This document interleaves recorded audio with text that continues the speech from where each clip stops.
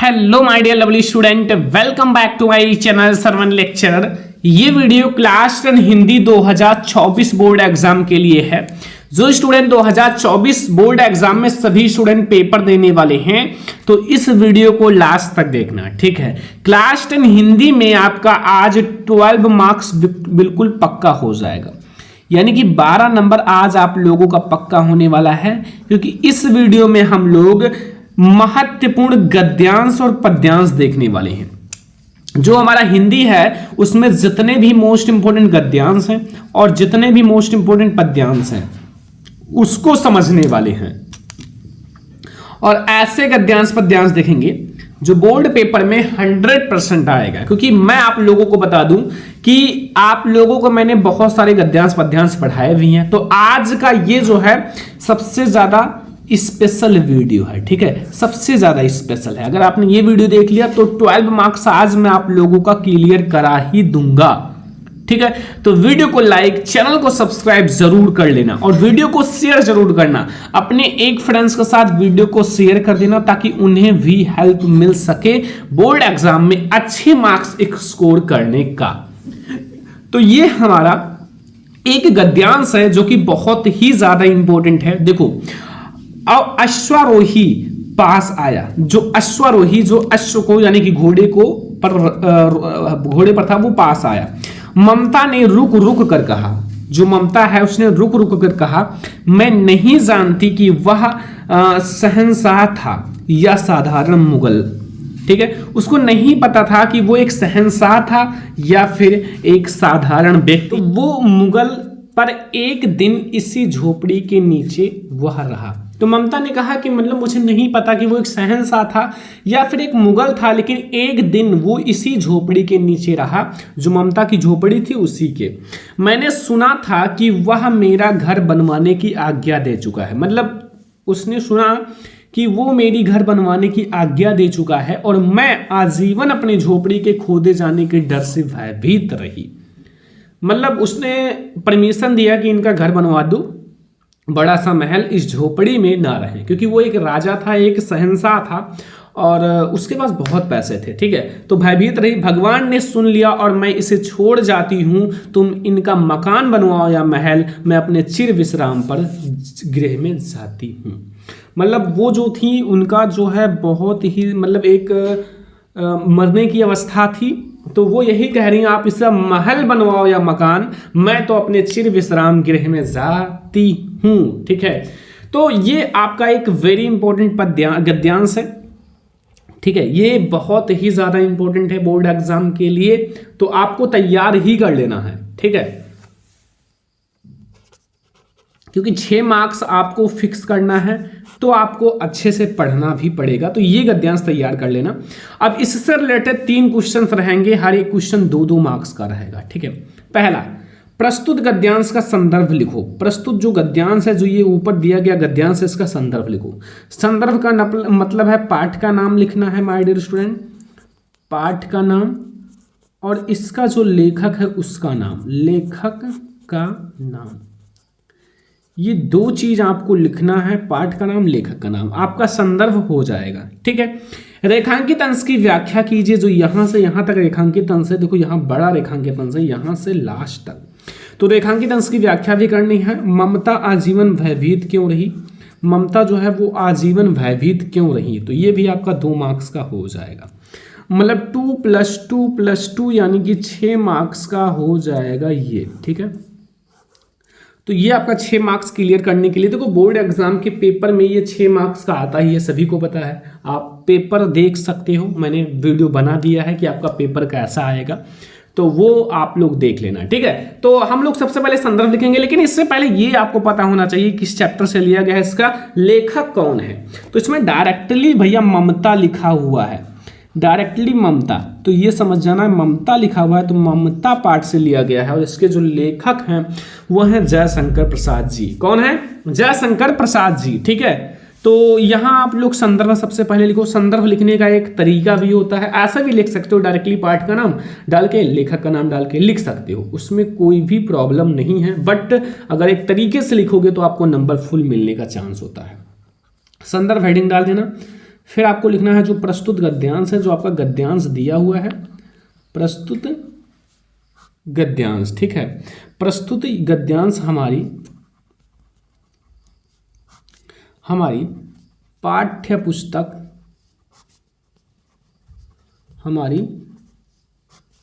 पुस्तक, अब ये जो है हिंदी है ना, तो ब्लैक से आप लोग डालना हेडिंग हिंदी, ठीक है। हिंदी के गद्य खंड,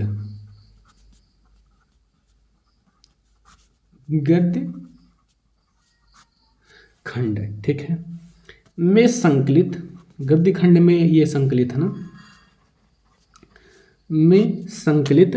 अब ये जो है इस चैप्टर का नाम है ममता। क्या नाम है? ममता नामक कहानी से, इस चैप्टर का नाम है ममता नामक कहानी से लिया गया है। और इसके जो लेखक हैं, इसके लेखक कौन हैं? इसके लेखक कौन है? छायावाद युग के प्रावर्तक इन्हें माना जाता है, ठीक है। छायावाद युग के प्रावर्तक माना जाता है।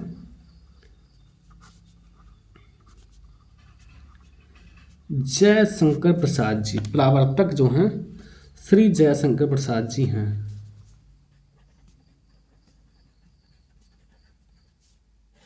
श्री जयशंकर प्रसाद हैं, ठीक है। ये हो गया हमारा संदर्भ। सबसे पहले आपको संदर्भ ही लिखना रहता है 2 मार्क्स क्लियर करने के लिए, बिल्कुल से, ठीक है। तो ये हमारा हो गया संदर्भ। अब आपको रेखांकित अंश की व्याख्या करने से पहले इसको ध्यान से पढ़ना। जो रेखांकित अंश है उसको थोड़ा सा ध्यान से पढ़ना। जितना ध्यान से पढ़ोगे उतना ही ज्यादा आपको समझ में आएगा। देखो, रेखांकित अंश का मतलब, जो रेखांकित अंश है उसको थोड़ा सा बढ़ा चढ़ा के लिख दो बस, और उसको अपने तरीके से समझा दो, कि अपने तरीके से अपनी कहानी की तरह समझा दो यार। नंबर भर भर के मिलेगा, एक भी नंबर नहीं काट पाएगा, ठीक है, एग्जामिनर। तो चलो देखते हैं कैसे लिखना है। तो अब आप लोग हेडिंग डालना रेखांकित अंश की व्याख्या। क्या डालोगे? रेखांकित अंश की व्याख्या, ठीक है। रेखांकित अंश की व्याख्या में क्या है कि इसमें आप लोग लिखना, श्री जयशंकर प्रसाद जी कहते हैं, जो जयशंकर प्रसाद जी हैं वो कहते हैं कि ममता ने अश्वारोही को बुलाकर उससे कहा, जो ममता थी, ठीक है, उसने जो अश्वारोही है उसको बुलाकर उसने कहा, या कि उस व्यक्ति ने मेरे घर का नवनिर्माण कराने का आदेश अपने एक अधनिष्ठ को दिया था। मतलब उसने आदेश दिया था हमारे जो घर है उसको बनवाने का। तो उसने क्या किया था? नवनिर्माण, मतलब घर का नवा निर्माण करने के लिए आदेश अपने एक अधनिष्ठ को दिया था। और मैं अपनी पूरी जिंदगी इस भय से भयभीत रही कि कहीं मैं इसे मामूली सी झोपड़ी से भी बेघर ना हो जाऊं। तो उसको ये डर था कि कहीं मैं इस झोपड़ी से बेघर ना हो जाऊं और हमारे पास कुछ भी ना रहे, कुछ भी ना बचे रहने के लिए। इससे वो पूरी जिंदगी चिंतित रही, उनको एक चिंता सता रहा था, ठीक है। लेकिन ईश्वर ने मेरी प्रार्थना सुन ली और मुझे जीवित रहते बेघर से बचा लिया। जब तक मैं जीवित थी तब तक मेरे घर पर कोई असर नहीं पड़ा, मुझे बचा लिया और आज मैं इस घर को छोड़कर जा रही हूँ। आज मैं इस घर को छोड़कर जा रही हूँ, अर्थात अब मेरे जीवन का अंत समय निकट आ गया। मतलब मेरे जीवन का अंत समय निकट आ गया, मतलब जो मरने का समय निकट आ गया। अब तुम यहाँ पर मकान बनवाओ अथवा महल, मुझे कोई चिंता नहीं। अब तुम इसे खोदो और उस पर मकान बनवाओ या महल बनवाओ, मुझे कोई चिंता नहीं, क्योंकि अब मैं उस घर जा रही हूं जहां अंततः काल का विश्राम होता है। अब मैं उस घर जा रही हूं जहां अंत काल का विश्वास होता है, अनंत काल का तक विश्राम होता है, जहां लास्ट में सबको जाना पड़ता है, ठीक है। तो ये हो गया हमारा 2 क्वेश्चन। देखो, पहला तो हमारा हो गया भैया संदर्भ, दूसरा रेखांकित अंश की व्याख्या, तीसरा ममता आजीवन भयभीत क्यों रही। ये तो बहुत आसान है भाई, पढ़ा है आपने, उसकी झोपड़ी खोदे जाने के लिए वो भयभीत थी।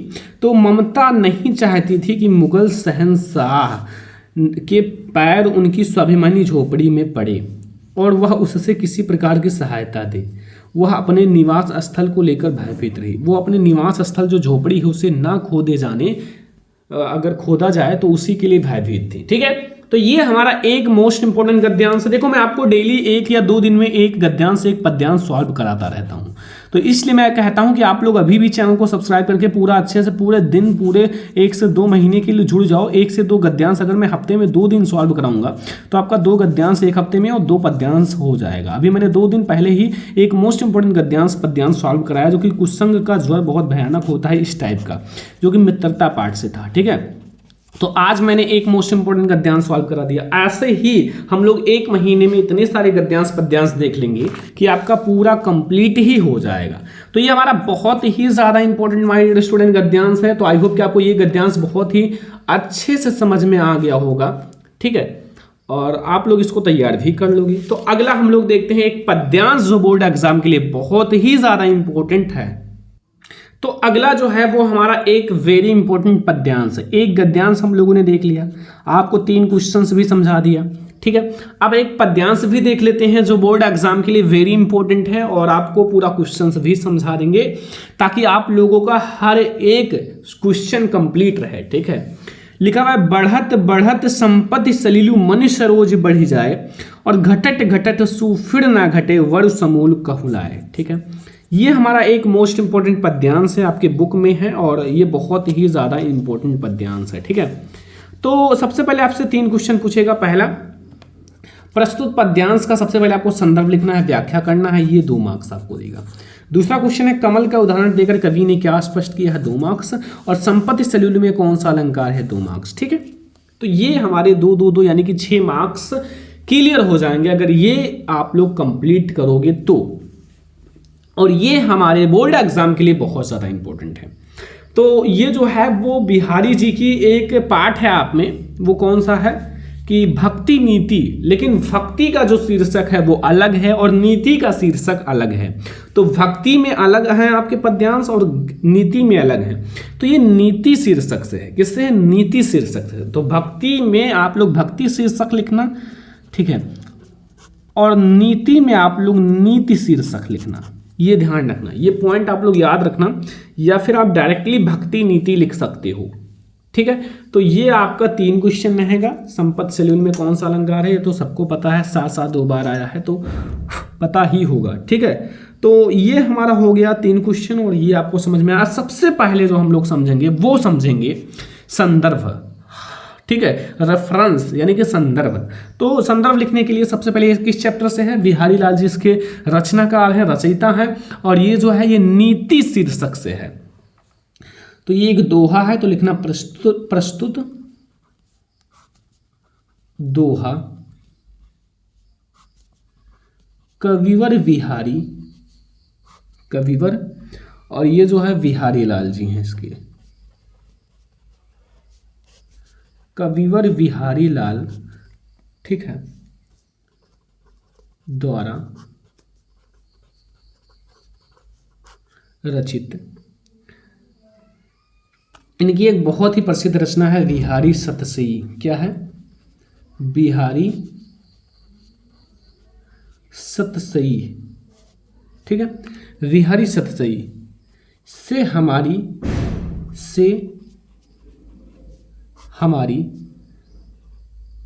पाठ्य पुस्तक,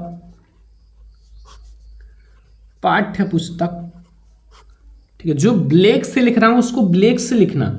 ये जितना हाईलाइट रहेगा उतना ही अच्छा मार्क्स आपको मिलेगा एग्जाम में। ठीक है, तो याद रखना, हिंदी के ये पद्य खंड या काव्य खंड लिख सकते हो। ठीक है, काव्य खंड में संकलित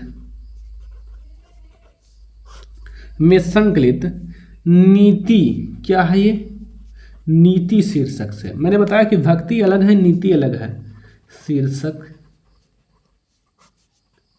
से उद्गृत है। ठीक है, तो ये हमारा हो गया बच्चों संदर्भ। सबसे पहले हमने आपको संदर्भ लिखना समझा दिया। अगर ऐसा लिखोगे 2 मार्क्स आपको पाने से कोई नहीं रोक सकता। ठीक है। अब हम लोग व्याख्या, लेकिन इसके साथ व्याख्या भी होता है, जब दोनों लिखोगे तब आपको 2 मार्क्स मिलेगा, ये ध्यान रखना।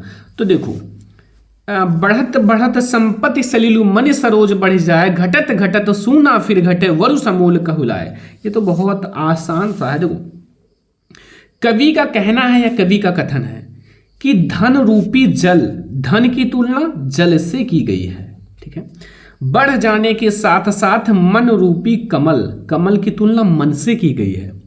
मन रूपी कमल भी बढ़ता चला जाता है। अगर आपके पास जितना ज्यादा धन बढ़ता जाएगा वैसे आपका मन भी बढ़ता चला जाएगा, ठीक है। ध्यान रखना, पहले आप छोटे से होटल में खाते हो, फिर आपके पास बहुत ज़्यादा धन हो जाता है तो आप बड़े बड़े होटल में जाते हो जहाँ का बिल केवल 5-5 हज़ार रहेगा, और पहले आप 50-100 रुपये में खा लेते थे। तो वही कह रहा है कि धन रूपी जल के बढ़ जाने के साथ साथ मन रूपी कमल भी बढ़ता चला जाता है, किंतु जल के घटने के साथ साथ मन रूपी कमल नहीं घटता। अगर पानी में जल के साथ कमल बढ़ता चला जाता है तो फिर जब जल सूखा पड़ता है, घट जाता है, तो वो जो कमल है वो छोटा नहीं हो जाता। वैसे जब धन कम हो जाता है तो आपकी जो इच्छाएं हैं वो कम नहीं होती, उतना ही रहती हैं, अपितु समूल नष्ट हो जाता है। अर्थात धन के बढ़ जाने के साथ साथ मन की इच्छाएं भी बढ़ जाती हैं, परंतु धन के घट जाने के साथ साथ इच्छाएं नहीं घटती। तभी परिणाम यह होता है कि मनुष्य यह सह नहीं पाता और दुख के मारे के समान हो जाता है। बस इतना सा आपको व्याख्या करना है। व्याख्या में कुछ नहीं है, थोड़ा सा अगर आपने समझ लिया, अच्छे से ध्यान से पढ़ लिया, बढ़त बढ़त संपत्ति सलीलु मन सरोज बढ़ जाए, काफ़ी आसान है। अगर थोड़ा सा आप ध्यान से पढ़ोगे तो आपको समझ में आ ही जाएगा लास्ट तक। फिर आपका पूछ रहा है यहाँ कि कमल का उदाहरण देकर कवि ने क्या स्पष्ट किया है। दूसरा क्वेश्चन यह है, तीसरा, संपत्ति सलीलु में कौन सा अलंकार है। तो आ जाओ, हम आपको एक एक को समझाते हैं। देखो, कमल का उदाहरण मैं आपको एक एक को अच्छे से समझाता हूं, एक एक चीज को हम समझाएंगे, ठीक है। देखो, दूसरा पूछ रहा है, कमल का उदाहरण देते हुए कवि ने यह स्पष्ट किया है, कमल का उदाहरण देते हुए कवि ने यह स्पष्ट किया है कि धन के बढ़ने पर मन पे नियंत्रण करना चाहिए। अगर आपका धन बढ़ जाए तो मन को ज्यादा मत बढ़ाओ, वरना जब धन घट जाएगा तो मन पर ऐसा प्रभाव पड़ेगा कि आप कुछ नहीं कर पाओगे। अन्यथा धन न रहने पर बहुत कष्ट होता है। धन न रहने पर अपनी पैतृक संपत्ति भी बेचकर आप अपने मन को शांत करोगे, ठीक है। तो ध्यान रखना, जो मैं आपको आज बता रहा हूँ ये सारी लाइफ से रिलेटेड है, लाइफ से कंपेयर डायरेक्ट कर सकते हो। बहुत अच्छी बात बताई है जो बिहारी लाल जी ने इस पर। तो ये सब एक एक पॉइंट बहुत अच्छी बातें हैं, आप इसको ध्यान से समझो, ठीक है। अब यहाँ देखो, इसमें आपका कौन सा अलंकार है। देखो, इसमें एक ही वर्ड, एक ही अक्षर की आवृत्ति 2 बार हुई है, कई बार जैसे कह सकते हो। संपत्ति सलीलु, अगर एक ही अक्षर की आवृत्ति एक से अधिक बार हो तो वो हमारा अनुप्रास अलंकार होता है। बस इतना सा आपको समझना है। तो ये पद्यांश आपको समझ में आ गया, और जो मैंने एक गद्यांश बताया है वो भी समझ में आ गया, क्योंकि गद्यांश और पद्यांश उन दोनों को हमने ऐसा समझाया है कि आपको समझ में आ ही गया होगा। मैंने आपको, अगर आपको ना समझ में आया हो, वीडियो को एक बार और देख लो, आपको जिंदगी भर याद रहेगा। और भी जो हमारे मोस्ट इंपॉर्टेंट गद्यांश पद्यांश है उसकी भी वीडियो लाऊंगा, लेकिन इस पर ज़्यादा से ज़्यादा प्यार दिखाओ, ज़्यादा से ज़्यादा वीडियो को शेयर करो ताकि वो भी वीडियो को देखें, और वीडियो को लाइक करें और चैनल को भी सब्सक्राइब करें, ताकि हमारे अंदर एक अलग जोश और जुनून मिले और हम आप लोगों के लिए एक्स्ट्रा मेहनत कर सकें, ठीक है। तो इसलिए आप लोग वीडियो को लाइक शेयर एंड सब्सक्राइब कर देना। बस आप लोग वीडियो को शेयर जरूर करना अपने 1 या 2 फ्रेंड्स के साथ, ताकि इस वीडियो को ज़्यादा से ज़्यादा देख सकें लोग। तो इस वीडियो को लाइक शेयर एंड सब्सक्राइब कर देना। चलो फिर मिलते हैं नेक्स्ट इंपॉर्टेंट वीडियो में, तब तक के लिए धन्यवाद।